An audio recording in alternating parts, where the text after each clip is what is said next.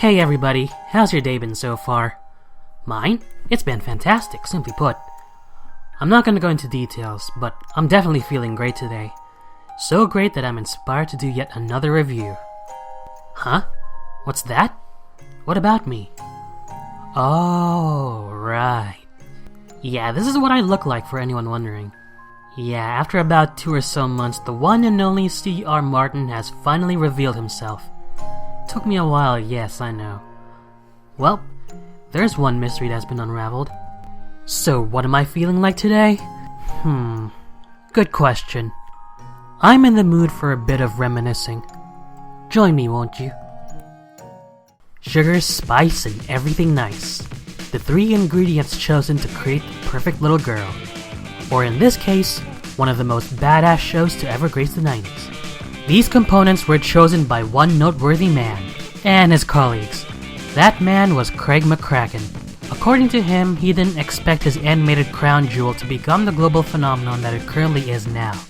Neither did his viewer base. And you know what? What a pleasant surprise that turned out to be.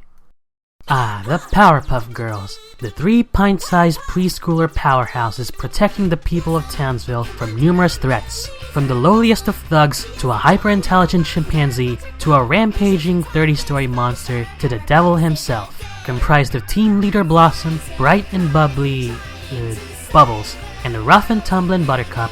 They are as cute as they are hard-hitting, and ever since their hit animated series took the airwaves by storm on November of 1998, they have cemented themselves as bona fide icons of animation. Boy, have I got a lot of fond memories of this one.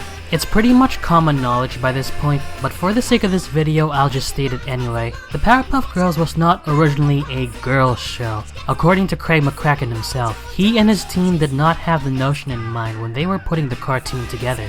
After all, it did begin under a different name, Whoop-Ass Stew, with the girls similarly named the Whoop-Ass Girls. Not very commercial friendly in name and in concept, at least at the time, which is why focus groups didn't receive it well at first, even after it was rebranded for the Water Cartoon line, and why it was temporarily put on shelves in favor of Dexter's Laboratory, the brainchild of Craig's longtime friend and fellow Cartoon Network alumnus, Genndy Tartakovsky. Not to mention that Dexter, no, not that Dexter, coincided with the then growing trend of little boys with 3-digit intelligence quotients in popular media. But even with the minor setbacks McCracken faced, it all paid off in the end, and the world was graced with an animated series that used every superhero trope in the book, whether for the sake of parody or as what they truly are. The Powerpuff Girls ran from the 18th of November 1998 to the 25th of March 2005, clocking in at a grand total of 78 episodes spanning 6 seasons, the latter 2 of which were made without the involvement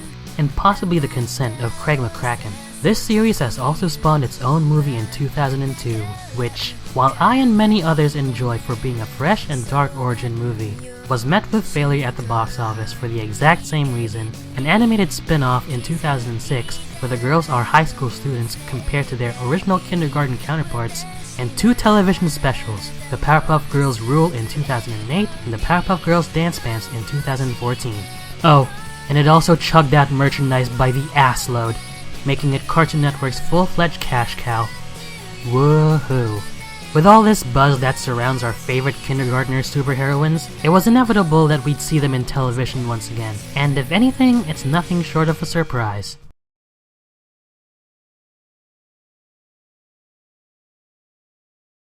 When the announcement for a reboot of the Powerpuff Girls was made by Cartoon Network in June of 2014, the reception from the general public was mixed at best and poor at worst. I myself was conflicted by this decision, and I still am to this day. On the one hand, it is nice to see the girls back in their animated glory. Somewhat. But on the other, I was afraid that this new series would end up to be more humor-driven, kinda like how seasons 5 and 6 of the original series were, and thus inferior. And Cartoon Network's track record for revivals and reboots have been... yeah. People across the internet have their own share of complaints. First is the art style, which is decidedly brighter and more saturated compared to the minimalist 50s and 60s-esque style of the original. The characters seem bulkier in appearance, and the animation smoother than the original's snappy feel, which complemented the action and adrenaline. This one comes off as thicker, for lack of a better word. There's also the added emphasis on girl power, which was absent in the original and thus effectively cemented it as all gender inclusive. I mean, yeah, we have episodes like Equal Fights and Members Only, where gender becomes a huge deal. But outside of that, the fact that the protagonists are little girls was hardly if ever brought up back then. Great. As if we don't already have Tumblr for this And the gravest, most unforgivable, most cardinal sin of all, none of the 3 main voice actresses are returning for this reboot. Kathy Cavadini, Tara Strong, and Elizabeth G. Daly. None of them are returning to reprise their roles, and have instead been replaced by 3 fresh new faces. It wasn't just the fanbase who was up in arms about this decision, the voice actresses themselves were equally disappointed. Tara Strong in particular calls this a stab in the heart, as Bubbles is one of her all-time favorite roles. And let's face it, it's the role that put her on the voice acting radar. Making the whole situation worse is Cartoon Network not contacting any of the 3 actresses about their replacement, or even the existence of a reboot, period. That was a pretty bad move, Cartoon Network. However, some of these responses from fans are just way too ridiculous. Ooh, kill it with fire! Oh, time to boycott! Oh, this new show's gonna blow chunks! Yeah, because how dare a bunch of up-and-comers try to make a name for themselves? How dare you guys don't bring back people who've made enough money in the business as is? Okay, you know what? Just shut up. Shut up, shut up, shut the hell up. Just...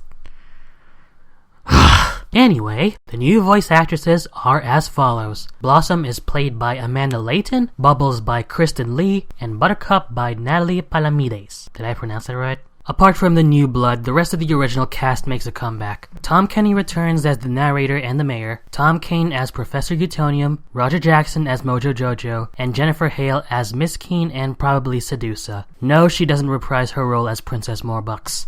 So those are the differences between the reboot and the original in a nutshell.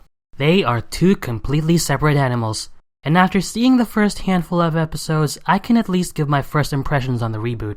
First off, the show intro. Comparison time. How does the new stack up against the old? Sugar, spice, and everything nice. These were the ingredients chosen to create the perfect little girl. But Professor Utonium accidentally added an extra ingredient to the concoction, Chemical X.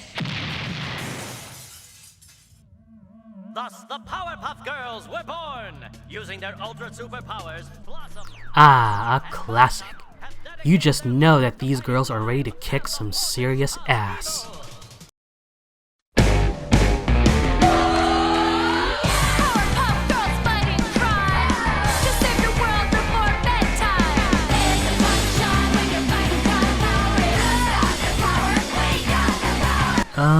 I'm sorry, am I watching The Problem Solvers? Actually, you know what? This intro looks pretty damn good. So now that that's done, I'll be using the very first episode, Man Up, as our basis for today. I'm not pulling my punches on the spoilers. You've been warned. Right off the bat, you'll notice the bigger focus on girl power that I mentioned earlier, as demonstrated by the episode's antagonist, Man-Boy, how unique, and this squabble with Buttercup. If you're looking for a fight, old Buttercup can satisfy your need for a beatdown.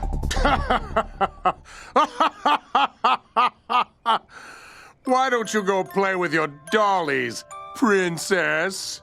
Princess? Did you just call me princess? Uh-oh. Listen, princess. Whoa! Really? That's the best you can come up with, Man-Boy? Really? Princess? We're seriously going down there? And sure, why not? I mean, it's not like the world is one gigantic sausage fest already. Whatever, sure, okay. So Man-Boy, I doubt I'm gonna get used to saying that, apparently wants to bring masculinity back to the city of Townsville, and his first target is the Townsville Renaissance Fair, which is where the aforementioned squabble took place. Another thing you'll notice immediately is the girls' personalities cranked up several notches. I don't recall Blossom being OCD back in the day. Bubbles sure has her head in the clouds way longer than it should be, and Buttercup is... well, Buttercup. It's self-explanatory. except she comes off as even more of a school jock than she did back then. Come to think of it, in the end the girls are still the girls. Everything we know and love about them is intact, for the most part, which is more than I can say for... After the inevitable battle between the heroes and villain, the Renaissance Fair is in complete shambles. And seeing as Buttercup was the one who stepped up to the plate in the first place and went batshit ballistic, she needs to learn to keep her short temper under control. Wait, time out. What the hell?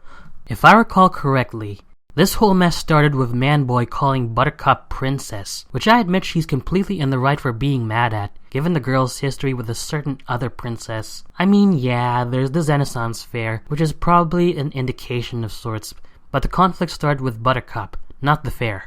Whatever. So the girls seek the aid of Guru Chilaxi in order to help Buttercup with her temper problem. There are two sides of all of us, fire and water. Fire is all about force. Water is force without effort. To be at peace, one must find balance between fire and water. Nice presentation. Now, you might be asking yourself, wait, haven't I seen this before? Why, yes. Yes, you have. The premise of this episode is identical to an episode from the original show's 6th season, Make Zen to Me. But that's where the similarities end. Did I also mention that whenever a character says something that's supposed to be important, the show will, on occasion, spell it out for you and repeat it? It's like the creative minds think we have the attention span of a fly. And you're going to find that this happens in other episodes too. And trust me, it can get pretty freaking annoying. Alright, maybe I'm being too harsh here. Not everything about this episode is outright terrible. I found some jokes that worked, although I had to sit past the ones that dragged on for too long before I could even get to them. And like I said, the animation is smooth and crisp, if not lacking in parts. And some of the artistic touches I see make an otherwise mediocre style a little less mediocre. As silly as he may be, Manboy, wasn't as bad as I thought, is an entertaining villain, not really on the level of Mojo Jojo, but his antics were fun to watch. And come on, look at that beard! How could you not like something like that? I don't know, man. I don't know. Compared to the 1998 series, this reboot is something else. Not up to snuff, that's for sure. But it wouldn't be fair if I keep comparing the reboot with the original, would it? That's why I'm judging it now based on its own merits. The Powerpuff Girls reboot is going to take a lot of getting used to. I'm not gonna lie to you. Between the art style, the bigger focus on comedy, the new voices, the opening and end credits themes, this is going to be an acquired taste, I can already tell. It's following many trends set by new generation Cartoon Network shows, which is a double-edged sword. There's a good number of jokes here that you'll get a nice laugh from, but at the same time you'll have to put up with the ones that overstay their welcome. It took a while for me to get acquainted with the animation, but once I did, I was more accepting of it. And most importantly, the personalities of each and every character we know and love since 1998 are present and accounted for. Which again is more than I can say for... that. And if I can get used to this reboot, then you can too. Maybe. Or maybe not. Who knows, you decide for yourself. If you have seen the reboot, what did you think of it? Was it good? Was it bad? Did it blow your mind? Or did it blow chunks? Talk about it in the comment section below. As a PPG fan, I sure would love to read your opinions. This is CR Martin signing off, and I'll catch you guys later. Ciao for now.